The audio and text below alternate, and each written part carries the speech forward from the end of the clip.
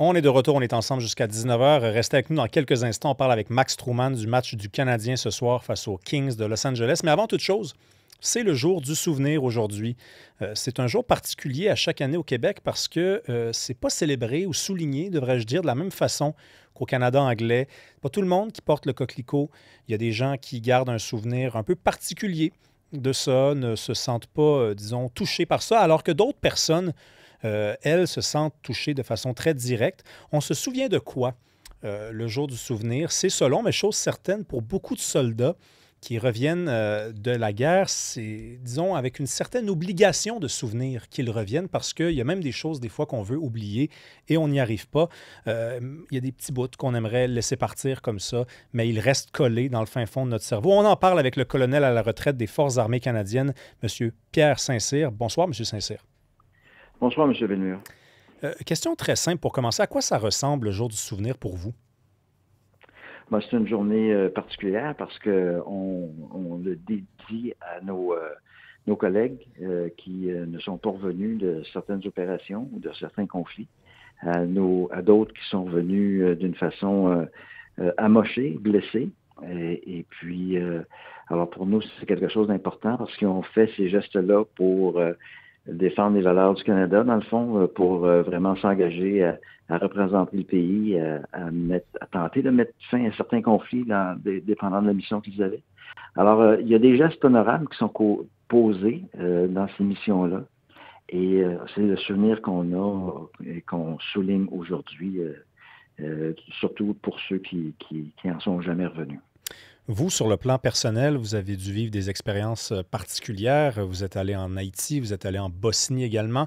Est-ce que le jour du souvenir, c'est aussi l'occasion de se souvenir de ce qu'on a vécu là-bas et qui nous a changé à tout jamais? Oui, c'est sûr qu'on voit des choses particulières. Euh, le souvenir qu'on en a, c'est surtout, comme je vous disais, euh, ce que nos confrères subissent.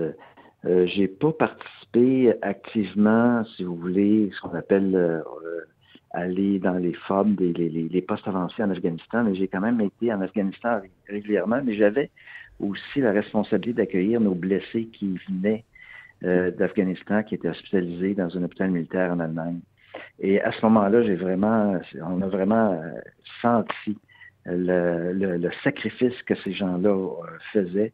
Je voyais arriver des soldats dans la vingtaine qui manquaient des membres, qui étaient vraiment blessés graves. Et c'est là que ça vient vous chercher. Ça vient vous chercher parce que vous dites, ces bonhommes-là ont fait ça pourquoi? Dans quel but?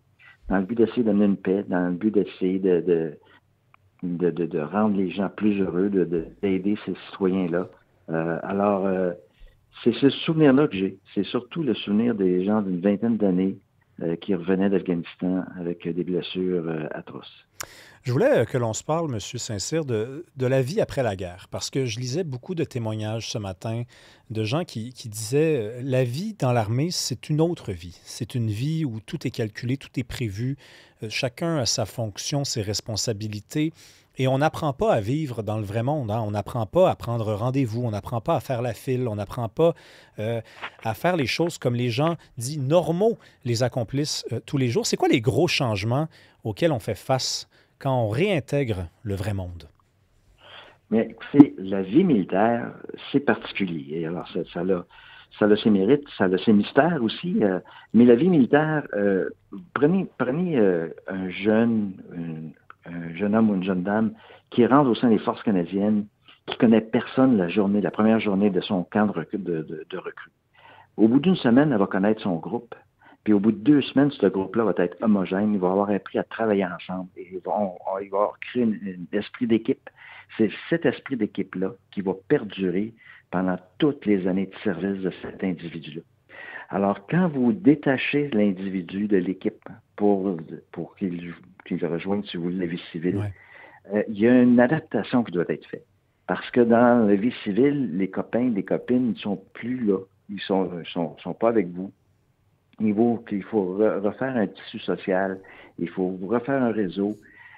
Oui, c'est vrai qu'au sein des forces canadiennes, on a les facilités d'avoir les médecins, les dentistes. On n'a pas prend un rendez-vous, c'est fait d'une façon automatique. Il faut recomposer avec tout ça dans la vie civile. Alors, ça prend beaucoup de patience, ça prend des adaptations. Il y en a plusieurs qui ont des difficultés. C'est pour ça que vous voyez des groupes qui sont là pour le soutien aux vétérans, pour aider à ces gens-là de réintégrer la société. Alors, la Légion canadienne en est un. Il y a d'autres groupes aussi, un nouveau local qui se font de vétérans. Il y a, en particulier, il y a les commissionnaires du Québec qui sont, eux, ouverts et qui offrent des emplois aux vétérans, dédiés aux vétérans. Alors, il y a toutes sortes de groupes pour aider à ces gens-là à revenir dans la société.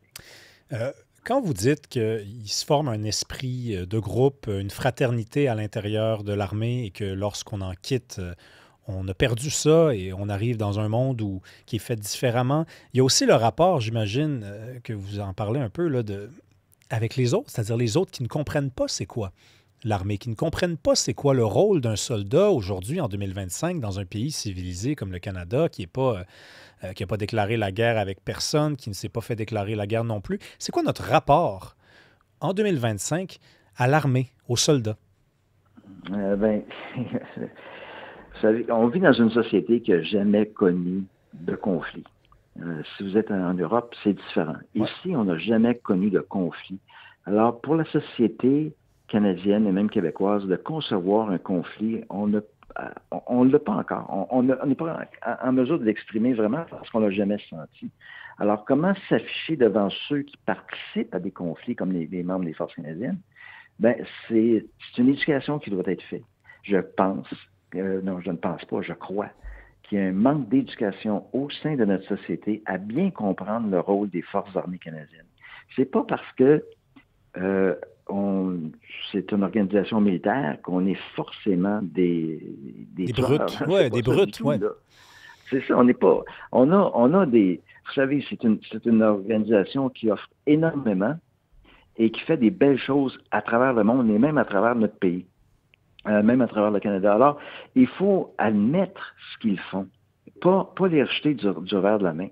Par contre, quand vous avez un problème comme la COVID, et puis qu'on fait appel aux Forces canadiennes pour aller dans les CHSLD, quand on a des pannes d'électricité, comme on a eu, quand on a des inondations, quand les Forces canadiennes sont appelées à intervenir auprès de la société, c'est vite oublié, puis c'est malheureux. Parce que nos gens, eux autres aussi, subissent une panne d'électricité, puis laissent leur famille derrière pour aller aider les autres. Alors, il y a ça à concevoir, Ouais. il y a à admettre que ce sont des citoyens Canadiens, Québécois, qui ont décidé de faire une carrière dans un autre domaine. Ça ne les rend pas des brutes ou des tueurs pour autant.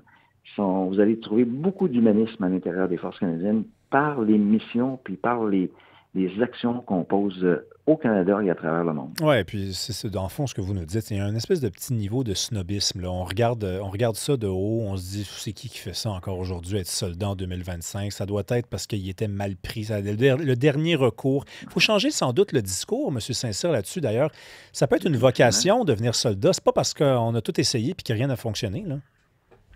Définitivement.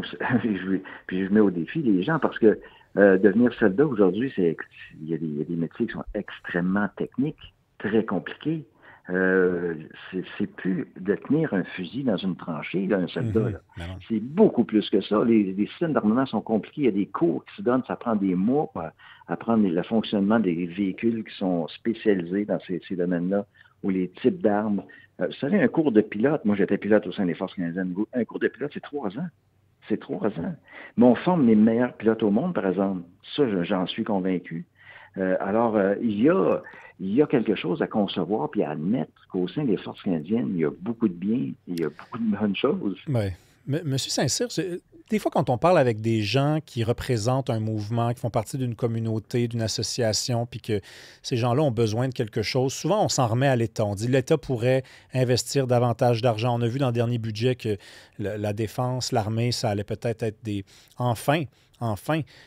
secteurs qui allaient pouvoir bénéficier d'un certain investissement supplémentaire. Moi, j'ai envie de vous demander, qu'est-ce que les gens, pas l'État, là, pas le gouvernement, pas nos élus, qu'est-ce que les gens peuvent changer dans leur mentalité par rapport aux soldats pour qu'on puisse avoir, voir des différences en dehors du jour du souvenir. Hein? Demain, on est le 12 novembre, là, puis ça ferait un changement dans votre vie à vous.